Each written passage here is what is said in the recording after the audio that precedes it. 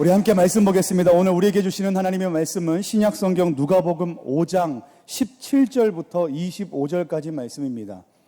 누가복음 5장 17절부터 25절까지 말씀입니다. 우리 주신 말씀 한 절씩 교독하도록 하겠습니다. 17절부터 25절까지 말씀입니다. 제가 먼저 읽습니다. 하루는 가르치실 때에 갈릴리의 각 마을과 유대와 예루살렘에서 온 바리새인과 율법 교사들이 앉았는데 병을 고치는 주의 능력이 예수와 함께 하더라.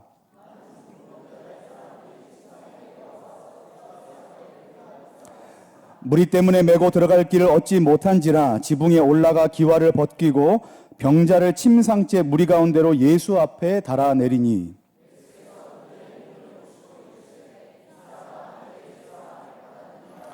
서기관과 바리새인들이 생각하여 이르되 이 신성 모독하는 자가 누구냐? 오직 하나님 외에 누가 능히 죄를 사하겠느냐?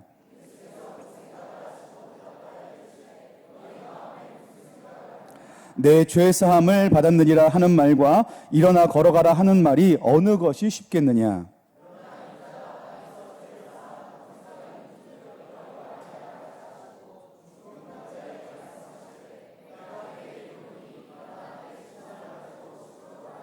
함께 읽겠습니다. 그 사람이 그들 앞에서 곧 일어나 그 누웠던 것을 가지고 하나님께 영광을 돌리며 자기 집으로 돌아가니라. 아멘. 여러분께서 잘 아시다시피 우리나라가 복음에 대해서 무지했던 개화기 때에 선교의 문이 열리면서 그 선교의 사역에 힘을 실어주었던 것이 있습니다. 그것은 바로 의료 사역입니다. 당시 의료 사역을 위해서 병원이 많이 세워졌는데요. 대표적인 것이 제중원, 그리고 세브란스 병원, 최초의 여성병원인 정동의 보구여관, 그리고 전주 예수병원, 대구 동산병원들이 그와 같은 대표적인 병원들입니다. 이 외에도 기독병원이란 이름으로 기독교가 운영하는 병원들이 곳곳 지역마다 세워지기 시작합니다. 근데 이러한 의료사역은 진료하는 것으로 끝이 아니라 당시 의사와 간호사로 들어왔던 선교사님들은 우리나라 사람들에게 근대 서양 의학을 가르치면서 사람의 병을 자발적으로 고칠 수 있도록 서양 의술을 우리나라에 보급하였습니다. 그 덕분에 저와 여러분들은 지금 어떤 혜택을 누리고 있는가 하면 그림을 하나 보실 텐데요. 이 그림의 제목은 이렇습니다. 초대박 약국이라는 제목입니다.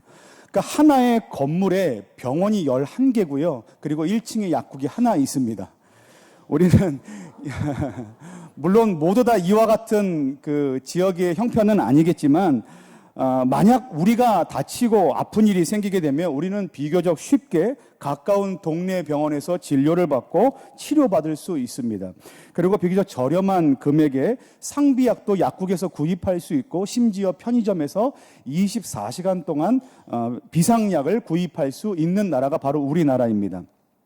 어찌 보면 이런 것들을 지금 우리가 살펴보면 지금 살고 있는 우리에게는 너무나 당연하고 익숙한 것들입니다. 이것을 의아해하는 사람은 아무도 없습니다. 그런데 사실 이처럼 우리가 당연하게 생각하는 모든 것들이 사실은 당연하지 않은 것들이었습니다. 그래서 우리는 이것을 무엇이라고 말하냐면 선교의 역사요, 그리고 하나님의 은혜라고 말합니다. 근데 안타까운 것은 우리가 당연하게 누리고 있는 이와 같은 것들을 2019년인 지금에도 당연하게 누리지 못하는 이웃들이 있다는 겁니다. 이를 위해서 존재하는 게 무엇인지 아십니까? 바로 중계충성교회 의료 사역하는 팀들입니다. 이 의료 사역은 하나님께로부터 받은 은혜를 이웃들에게 전달하는 사역을 하는데 매월 첫째 주, 둘째 주, 셋째 주 광주와 진접과 중계동에서 계속해서 어려운 이웃들을 돌아보며 사역을 하고 있습니다. 이것은 이제 우리가 잘 아는 바입니다. 왜냐하면 주보에 그렇게 기록되어 있기 때문에 그렇습니다. 그리고 매년 해마다 캄보디아 그리고 미얀마 이렇게 계속해서 우리가 단기 선교로 외국의 의료 선교사들을 파송합니다. 이런 것들이 주기적으로 우리의 주변에서 일어나다 보니까 우리 성도님들께서 어쩌면 우리들에게 일어나고 있는 이와 같은 귀한 것들이 당연하게 여겨지거나 그 감각이 무뎌지게 여겨질 수도 있다는 겁니다. 그런데 여러분, 지역의 한 교회가 이러한 의료 사역을 자체적으로 감당할 수 있는 것은 하나님의 정말 큰 은혜고 큰 축복인 줄 믿습니다. 게다가 이것을 지속적으로 할 수 있는 힘이 우리 교회 가운데 있고 하나님께서 그것을 우리 가운데 주셨다는 것은 하나님의 큰 축복이고 은혜입니다.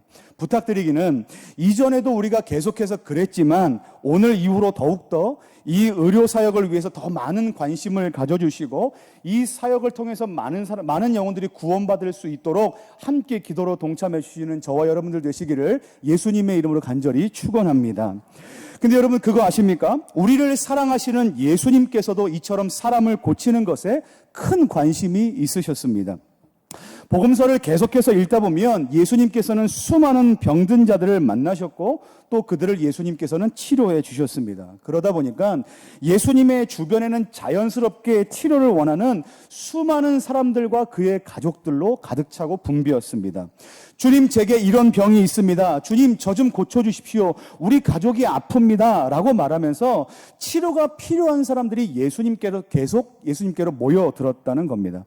그래서 한시도 예수님을 가만히 놔두지 않았습니다.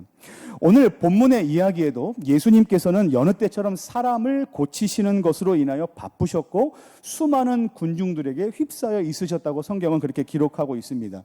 이렇게 수많은 군중들에게 휩싸여 있었기 때문에 예수님께로 가까이 하지 못했던 한 중풍병자의 친구들이 예수님을 만나게 해야겠다는 그 간절한 마음을 가지고 생각해낸 방법이 무엇이냐 하면 남의 지붕 위로 올라가서 그 지붕을 뚫고 그 구멍으로 군중들 속에 계신 예수님께로 자기 친구 중풍병자를 내려보내는 일입니다.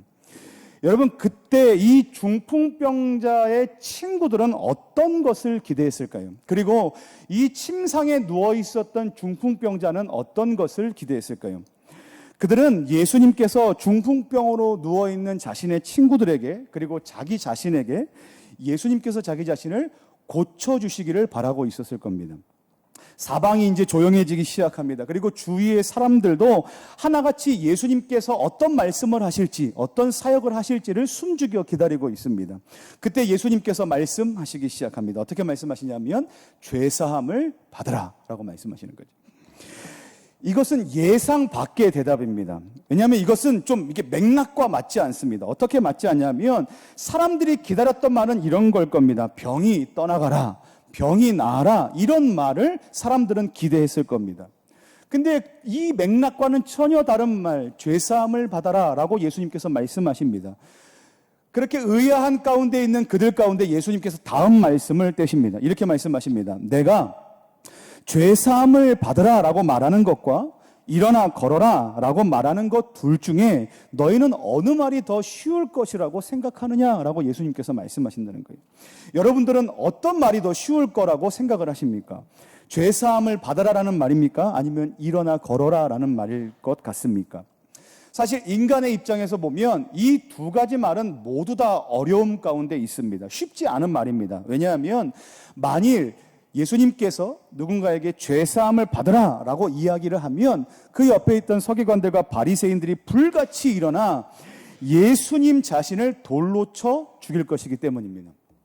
왜냐하면 죄사함은 하나님의 고유 사역이었습니다. 하나님의 고유 권한입니다. 그런데 예수라는 사람이 나타나 하나님의 고유 권한을 지금 침범하고 있는 겁니다. 신성모독 발언을 했다고 생각하는 거지요.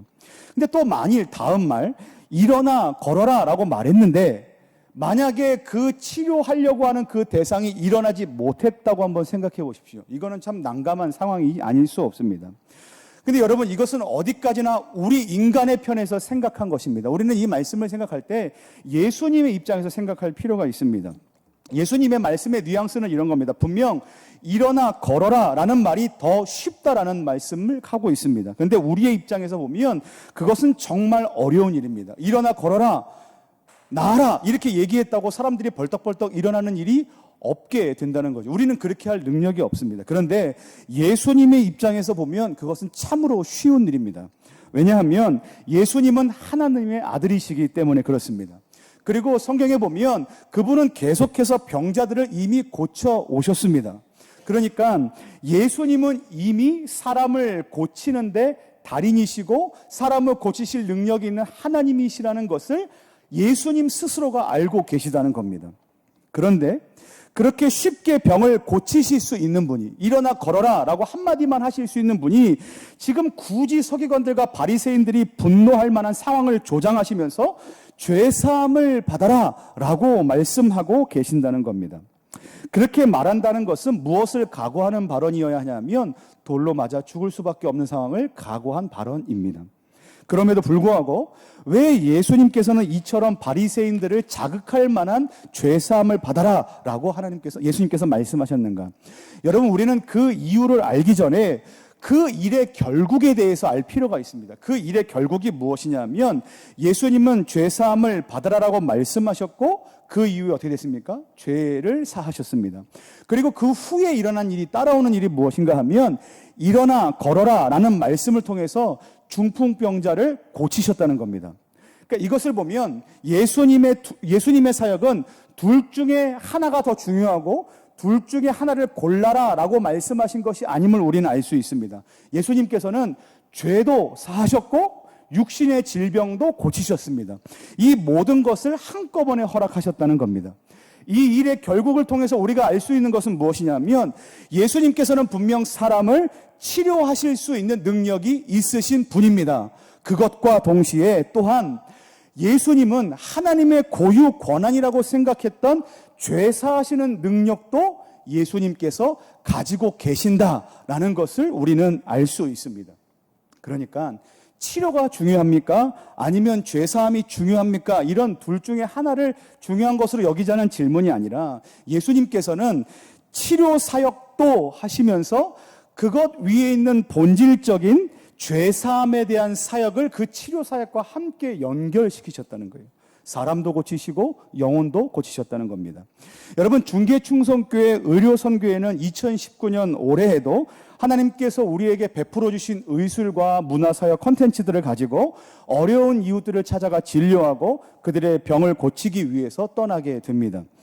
개화기 시절에 우리나라의 의료사역이 우리 국민들에게 그만큼 큰 도움이었고 절실했던 것처럼 이번 의료사역은 미얀마 현지에서 의료 서비스를 제대로 받지 못하는 사람들에게 큰 간절함이 될 것이고 큰 필요가 될 것이고 그들에게 큰 도움이 될 것입니다. 이게 우리가 믿는 바입니다. 분명히 우리의 의료진을 통해서 진료하고 치료하는 모든 과정 가운데 하나님께서 도우셔서 그들의 모든 질병이 떠나가게 될 줄 믿습니다. 근데 우리가 이 사역을 지속적으로 시행하는 것은 사실 질병을 치료하는 것 위에 그리고 문화적인 혜택을 주는 것 위에 그 무엇이 있다는 겁니다. 우리 가운데는 원대한 꿈이 있습니다. 어떤 꿈이 있냐면 그것은 바로 미얀마 땅에서 예수님을 몰라서 죽어가는 영혼들이 복음을 듣고 죄사함을 받고 영원한 생명을 누리게 하는 것이 우리의 원대한 꿈입니다. 그러니까 영혼이 구원받는 것이 우리의 꿈이라는 거예요. 여러분, 앞에서 영상을 보셨지만 미얀마는 철저한 불교 국가입니다. 앞에 영상에도 보셨지만 90% 이상이 불교도이고 나머지 10% 안에 조금 차지하고 있는 것이 기독교인들입니다. 여러분, 미얀마 젊은 청춘들도 우리나라 청춘들처럼 데이트라는 것을 합니다. 그런데 우리나라와 다른 것이 있습니다. 그들은 카페에서 데이트하지 않습니다. 그들은 극장에서, 영화관에서 데이트하지 않습니다. 그들은 어디서 데이트합니까? 집채만한 불상이 놓여있는 불교 사원 안에서 데이트합니다. 이게 그들의 문화입니다. 그들은 불교 사원 옆을 돌아다니는 주인 없이 방치된 개들을 지극정성으로 돌봅니다. 그 이유를 아십니까? 왜냐하면 이 개들이 전생에는 자신의 선배들이라고 생각하는 거예요. 그러니까 뭐냐면 이 불교 사원을 지금 지키는 선배 중들이라고 생각하는 겁니다. 후생에 나중에 개로 태어나서 불교 사원 근처를 떠나지 않는 것은 전생에 이들이 불교를 지켰던 사람들일 거라고 생각하기 때문에 그렇습니다. 그리고 또한 아침 저녁으로 진풍경이 있습니다. 수많은 동자승들이 때를 맞춰 시장 안으로 들어가서 각 상점마다 시주를 받기 위해서 방문합니다. 그런데 놀라운 것은 무엇이냐면 모든 상점의 주인들은 하나같이 기꺼이 그들의 돈과 먹을 것을 내준다는 거예요. 그 어느 누구도 싫어하는 내색이 없습니다.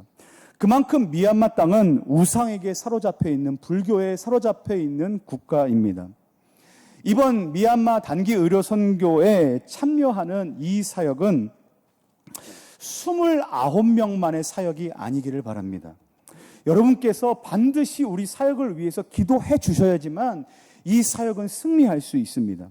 저는 이번 설교를 준비하고 이번 미얀마 단기 선교를 준비하면서 이런 믿음과 이런 기대가 있습니다. 저는 믿고 기대하기를 이번 중계충성교회 미얀마 의료 단기 선교 사역에 이와 같이 병이 낫고 그리고 영혼이 구원되는 역사가 일어나게 될 줄 믿습니다. 의료 사역을 통해서 육신의 질병뿐만 아니라 영혼의 질병까지 하나님께서 낫게 해주실 줄 믿습니다.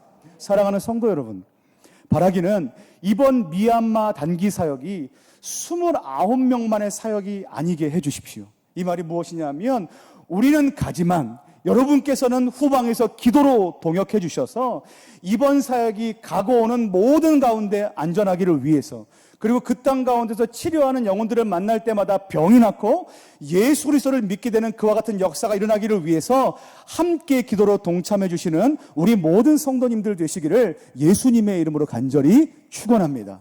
우리 함께 기도하겠습니다. 사랑과 은혜가